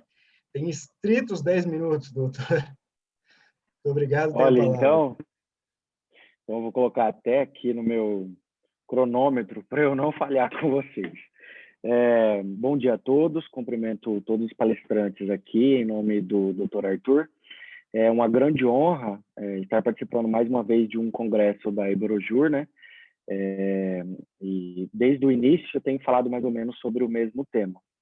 Eu vou me apresentar a vocês, eu me chamo Éder Lacerda, eu sou mestre em Direitos Humanos, eu sou advogado, atualmente estou no Brasil, tive até, inclusive, que defender a minha dissertação do mestrado aqui pelo Brasil, por conta do Covid.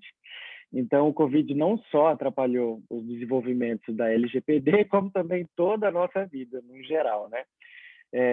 Mas eu sofro do mesmo problema em todos os congressos. Por conta da ordem alfabética, eu sempre fico por último, e como os painéis são sempre adstritos ao mesmo assunto, geralmente os meus colegas antecessores já falaram a maioria das coisas com que eu falaria também. O que, por um lado, encurta a minha fala, por outro lado, também facilita muito, porque eu posso entrar nos temas específicos da discussão do meu artigo, né? Como o Dr. Arthur disse, o nome do meu artigo chama Novos Desenvolvimentos da Proteção de Dados Pessoais. Eu dividi ele em 5 tópicos. Eu vou me atentar, de fato, somente a 2 tópicos específicos, porque os outros, de certa forma, já foi comentado pelos colegas antecessores, né? E eu vou falar mais sobre os efeitos do Covid sobre a Lei Geral da Proteção de Dados Pessoais. Bom, para quem não esperava, assim como nós não esperávamos que acontecesse dessa forma, a Lei Geral da Proteção de Dados Pessoais, ela foi criada, né? Já era pensado na importância de existir uma legislação própria e específica, assim como já acontece na União Europeia, para a proteção de dados pessoais, identificado a problemática do Marco Civil da Internet, que não trazia proteção de fato quanto esperava para os titulares dos dados. Então, a Lei Geral da Proteção de Dados Pessoais foi uma lei muito pensada, e como muito pensada, muito almejada pela sociedade, ela também foi muito criticada, muito debatida, e por fim, ela chegou de uma forma muito atrasada, quando comparada aos outros países, principalmente aqui na América do Sul, como também na União Europeia, que é referência, né, sobre esse assunto. Mas, no momento que nós mais precisávamos de uma lei específica para proteger os dados pessoais, foi aí que nós enfrentamos a maior problemática vivenciada na última década, não só na última década, quanto nos últimos anos, né? Que foi a pandemia do Covid-19. De que forma que o Covid-19 veio impactar na Lei Geral da Proteção de Dados Pessoais aqui no Brasil? Bom, o primeiro ponto foi que, por força da medida provisória 959 de 2020, a lei ordinária 14.010, de 10 de junho de 2020, nós tivemos a prorrogação da vigência da Lei da Proteção de Dados Pessoais. Isso por quê? Ela iria acontecer, ela entraria em vigor no dia 14 de agosto de 2020, e ela foi postergada e entrou em vigor somente em 18 de setembro de 2020. Mas, assim, a gente não deve culpar somente a pandemia do Covid-19 pelo atraso da entrada em vigor da lei. Na verdade, essa lei ela já era resultante de um anseio da sociedade muito antes. A lei, ela de fato, ela já deveria ter entrado em vigor antes da pandemia. Por quê? A nossa maior problemática durante a pandemia foi a questão do tratamento de dados, que a Lei Geral da Proteção de Dados Pessoais, e como a lei que é referência da União Europeia, o Regimento Geral, trata como os dados relacionados à saúde, principalmente, como dados sensíveis, né? E aí nós entramos com um problema principal, porque como que durante a pandemia nós não teríamos segurança para que esses dados, considerados dados de caráter sensíveis, pudessem ser resguardados? Como que o titular de dados poderia dizer assim, olha, eu me sinto protegido pela lei? É muito complicado, porque quando nós falamos no avanço, na disseminação do vírus, nós tínhamos que explicar, o poder público tinha que explicar, de certa forma, como que o vírus age, de que forma que ele atua nas pessoas que foram infectadas, ele tinha que expor as causas que poderiam trazer agravamento da doença.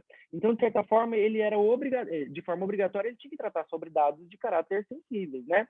No entanto, que a Assembleia Global de Privacidade teve que ressaltar que as normas de proteção de dados pessoais, nesse momento em específico, poderiam sofrer um ataque, porque deveria existir uma utilização atípica desses dados pessoais, como uma forma de cooperação para a contenção do vírus.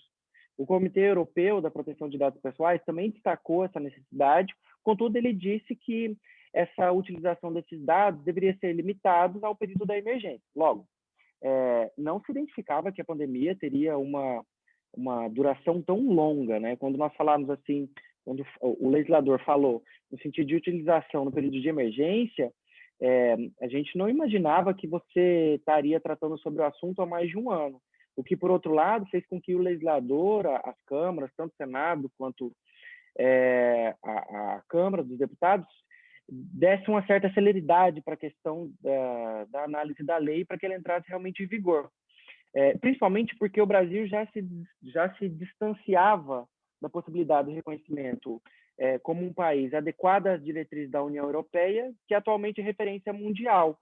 Nós estávamos vivendo uma nova realidade em que o lockdown trouxe para a gente uma obrigatoriedade de tratamento de dados pessoais de uma forma avassaladora, quando comparado ao período antecessor da pandemia. Isso porque o home office, que tornou essencial a movimentação, ainda que mínima, da economia nacional, utilizou esse modelo de trabalho como uma forma de plataforma tecnológica e que existia a disseminação dos dados pessoais e não existia um controle específico.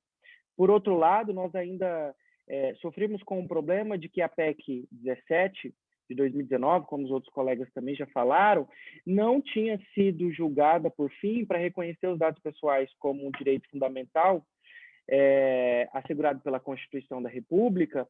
Nós tratávamos esse direito de uma forma com viés talvez civilístico, enquanto na verdade ele deveria ser tratado como um viés constitucional. Porque quando nós tratamos ele como direito civil, ainda que ele traga sim uma proteção aos indivíduos, é diferente quando a gente trata isso como um direito constitucional, assim como o direito à privacidade, o direito à saúde e tantos outros direitos elencados no artigo 5º da Constituição Federal.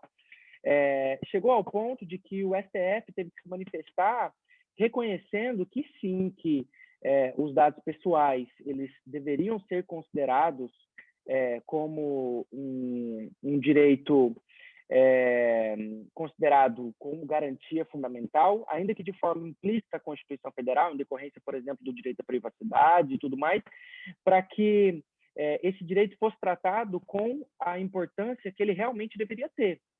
Quando nós falamos que a ausência da manifestação tanto da Câmara quanto do Senado com relação à PEC, nós trazemos um prejuízo muito grande à sociedade, porque nós ficamos à mercê de leis infraconstitucionais, leis, inclusive, por exemplo, como a própria LGPD, que postergou para o ano de 2020, 2021, que as sanções fossem aplicadas. Então, a gente ficou mais ou menos num limbo de que forma esse direito ele pode ser tratado, principalmente durante a pandemia, né? Isso faz com que os tribunais, o Ministério Público, a própria OAB aqui no Brasil, tenha que vir em defesa desse direito para que possa delimitar de que forma com que os dados pessoais, somente os dados pessoais de caráter sensíveis, pode ser utilizado durante a pandemia. O que nos traz um pouco de conforto é que não só a doutrina, agora o STF manifesta como reconhecimento de um direito constitucional à proteção, um direito fundamental, do direito fundamental à proteção de dados pessoais, a gente não fica só dependendo da PEC 17 de 2019, né? Já finalizando meu tempo aqui, tem menos de um minuto, eu gostaria de dizer que o meu artigo ele veio meio que casar com os artigos anteriores para demonstrar que o Covid não só impactou na nossa vida social, como também na nossa vida social enquanto dependente de um direito reconhecido à proteção de dados pessoais num período que a gente mais precisava de uma lei específica que reconhecesse esse direito e cuidasse de nós enquanto titular, no meio de tantos vazamentos de dados, né? Bom, é isso. Terminei na trave. Espero poder contribuir. Deixo aí à disposição o meu contato, né? E o meu artigo para que todos tenham acesso e qualquer dúvida estou à disposição. Obrigado, doutor. Agradeço também ter seguido o tempo. Infelizmente, essa sala será ocupada pelo insuportável direito comercial no breve, né? Então, nosso tempo tá curto. Agora passo a palavra ao nosso excelentíssimo convidado, o professor doutor André Castro de Carvalho, do IBMEC. E, doutor, tem a palavra. E 15 minutos, seria isso? Obrigado. Muito bem. Muito bem, obrigado. Bom dia ou boa tarde, dependendo do fuso horário. Agradeço o convite feito. Peço desculpas pelo fundo verde, que eu estou fazendo gravações de aulas aqui em estúdio, por isso o visual um pouco diferente.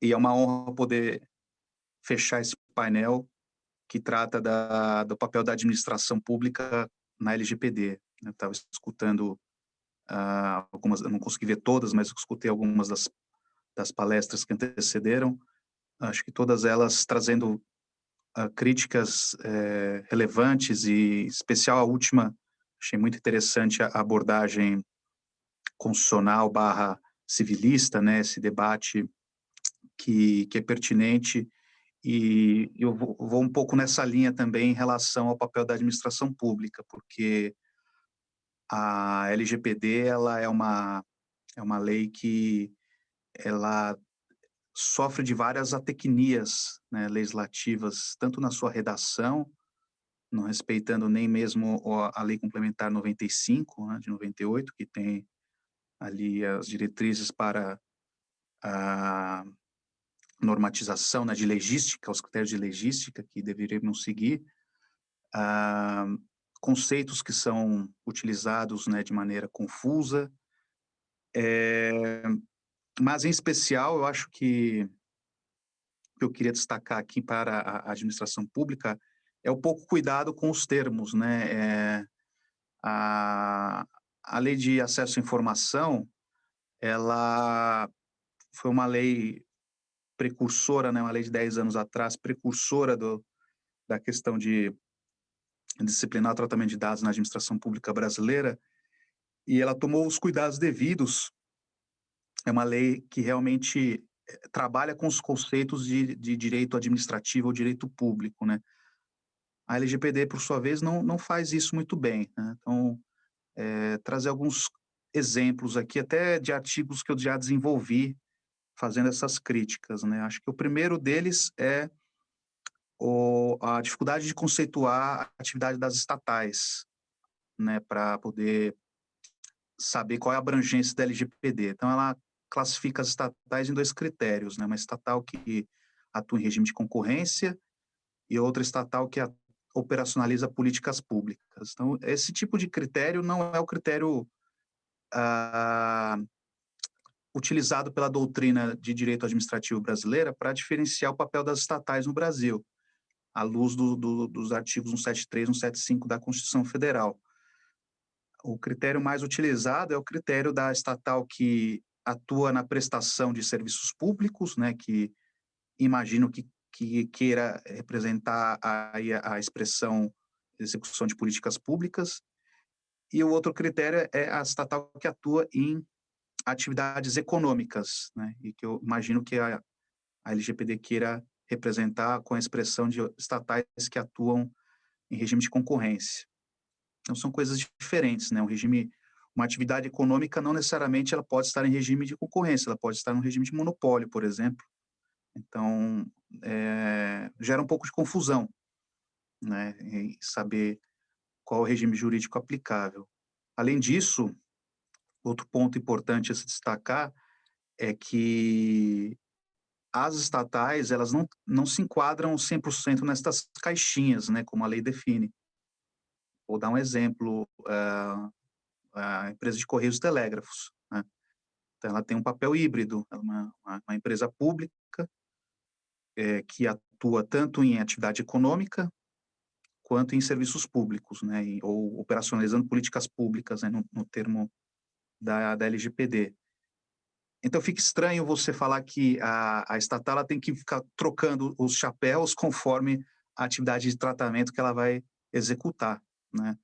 É algo que não faz muito sentido, né? Ou se aplica o regime de direito privado, vamos dizer assim, ou melhor dito, não direito privado, o regime geral da LGPD, ou se aplica o regime de direito público prescrito também aí na LGPD. Então, esse só para dar um exemplo, né, da dificuldade que temos com a divisão de caixinhas, né? Então, talvez pela falta de cuidado em compreensão a essas dificuldades ou mesmo das necessidades das próprias estatais. O segundo ponto, que eu também escutei aqui nos painéis, a questão das sanções a serem aplicadas, né? Também isso já foi tema de desenvolvimento de um artigo que escrevi em coautoria com o professor José Maurício Conte, da Universidade de São Paulo, e a professora Rita Peixoto Blum, da FIAP, em que a gente desenvolveu neste artigo a questão do próprio artigo 2º da Constituição, que homenageia o princípio federativo. Então, causa estranheza, por exemplo, um órgão vinculado ao Poder Executivo Federal poder cogitar aplicar qualquer tipo de sanção, ainda que seja advertência ou envio de informe, como a legislação coloca, para entes subnacionais, né? Justamente pelo fato da LGPD ela ser uma lei que tem que respeitar também o princípio federativo. Então, o que seria o mais adequado na nossa visão? Seria uma estrutura federativa de proteção de dados, como ocorre, por exemplo, no combate à corrupção na esfera administrativa, não na esfera criminal. Então, vou usar o exemplo da Lei 12.846, em que temos a Controladoria Geral da União com competência legal para celebrar acordos de leniência, né, investigar por meio de processos administrativos de responsabilização, só que essa competência se exaure justamente nos aspectos federais do ilícito, né, em que, quando ele envolve um aspecto municipal ou estadual, temos as entidades simétricas, a CGU, que são, em alguns casos, quando foram constituídas, né, alguns estados e municípios existem, outros não, que são as controladorias gerais do estado e as controladorias gerais dos municípios, né, do município, por exemplo, São Paulo tem uma controladoria geral do município, para citar um exemplo, e Minas Gerais tem uma controladoria geral do estado, para citar outro exemplo. Então, essas controladorias, elas têm competência para investigar e aplicar sanções no âmbito da sua jurisdição, vamos dizer assim. No caso da LGPD, a Autoridade Nacional de Proteção de Dados, ela não consegue aplicar muitas das sanções ali, porque são sanções típicas a empresas, né? Multa, enfim, suspensão de tratamento de dados, né? Então, fica algo inócuo, né? Porque vamos imaginar que ocorra um abuso no tratamento de dados por um município. Vamos imaginar que um poder executivo municipal ou alguma secretaria cometa algum abuso, em clara violação à LGPD. Quem teria competência administrativa para sancionar este órgão? É uma situação sem resposta, porque a LGPD não pode aplicar sanção, então eu teria que recorrer a outros órgãos, como o Ministério Público, né? Ou, eventualmente, via judicial, ação popular, ações de improbidade, para poder, com base na LGPD, sancionar os responsáveis. Mas, na prática, não tem como eu sancionar o município, né? A pessoa jurídica, vamos dizer assim, de direito público interno. Vou responsabilizar as pessoas físicas envolvidas no ilícito, né? o que a LGPD não faz, né? Quando você tem as operações de tratamento, a não ser que seja a própria pessoa natural realizando em seu nome, geralmente ela realiza em nome de terceira, em nome de uma pessoa jurídica. Então, a responsabilização de pessoas físicas na LGPD é algo muito residual, né? Vai ser quando a pessoa física for agente de tratamento, não é o caso deste exemplo, em que um secretário, por exemplo, foi o responsável, ele não é agente de tratamento, o agente de tratamento é o município, que é o controlador, né? Então, essas são duas questões aqui que vale a pena levantar, por isso que eu queria selecioná-las aí diante do curto espaço de tempo, para, fazendo o encerramento aqui, ressaltar que a gente tem ainda um grande trabalho para trazer contornos da aplicação da LGPD para a administração pública nas mais diversas esferas, né? Então, acho que o primeiro passo tem sido tomado em alguns locais, por exemplo, já estão sendo nomeados os encarregados, então teve uma instrução normativa 117, se não me falha o número, de novembro do ano passado, que delineou o perfil do encarregado na esfera federal, né? Eu acho que esse vai ser o primeiro passo. E um segundo passo, pensar um regime de responsabilização efetiva na esfera administrativa que possa ser utilizado para fins de abuso de tratamento de dados no setor público. Talvez, não sei nem se a LGPD tem essa resposta, se não seria uma resposta por alguma lei específica, né, voltada somente à administração pública, seria melhor, né, seria melhor existirem duas LGPDs, né, uma LGPD para o mercado, vamos dizer assim, iniciativa privada em geral, e uma LGPD só para o setor público, né, do que ter aquele regime meio híbrido, como eu comentei. Então, ainda são, digamos, perguntas sem respostas, que acho que é o propósito desse evento, né, provocar essas reflexões. Não tenho nenhuma resposta a essas perguntas, né. É fácil levantar os problemas, é difícil achar a resposta. Então, esse que seria o intuito aqui da minha intervenção. Agradeço novamente o convite e a atenção de vocês, e fico à disposição em caso de dúvidas. Vocês podem me acionar, LinkedIn, basta me procurar, que a gente fique em diálogo. Muito obrigado. Muito obrigado, professor. Uma apresentação brilhante, com certeza essas questões que eu diria que chegam a beirar a aporia quanto à dificuldade de chegarmos a conclusões, quanto a resoluções de problemas, são inquietantes, mas ao mesmo tempo estimulantes. Tenho certeza que é por isso que o senhor tem trabalhado nesses temas. Bom, já vejo aqui a galera de direito comercial a entrar na sala, então temos apenas 2 minutos, e nesse tempo eu gostaria de agradecer a todos os palestrantes e a todos os ouvintes que estiveram aqui presentes, especialmente os primeiros, pelas brilhantes apresentações e, claro, pelos excelentes trabalhos, os quais agora terei mais tempo de ler de uma forma mais profunda, especialmente aquele que eu destaquei ter tratado o tema da minha vida, que é a cooperação internacional, do artigo da doutora Helena, e que, inclusive, me trouxe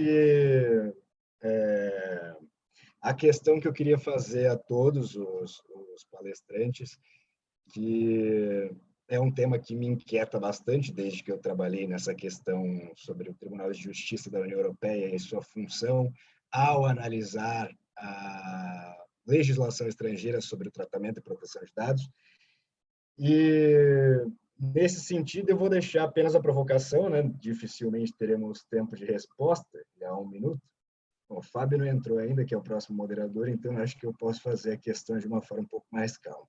E a provocação seria, levando em consideração que no mundo inteiro nós temos discutido, principalmente no âmbito constitucional, a questão da separação de poderes, se o judiciário pode atuar, pode interferir na atuação legislativa de um mesmo país, imaginem o tamanho do problema de quando um tribunal de justiça um tribunal constitucional que seja de um determinado estado, ou seja, ou TJUE no âmbito da União Europeia, vem interferir na legislação produzida pelo legislativo de outro país.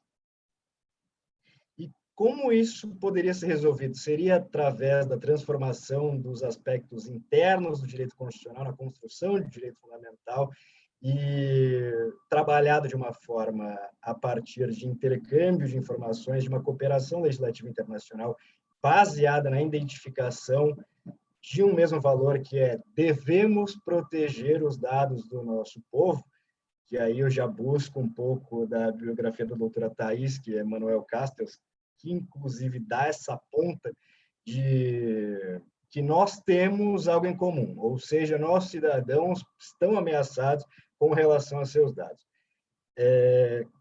A proteção que o outro país dá aos meus cidadãos é eficiente o suficiente, ou seja, os Estados Unidos garantem essa proteção da mesma forma que eu protejo, que é justamente o pensamento da União Europeia e que foi transposto para a realidade dos europeus através da decisão TJUE.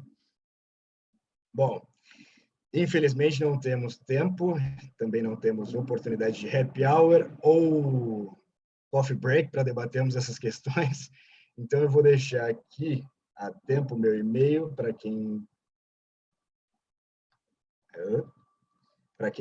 quiser me responder essa questão.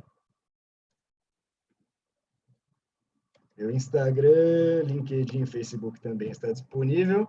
O de vocês eu tenho acesso, é um dos benefícios de fazer parte do Iberojur e organizar o evento.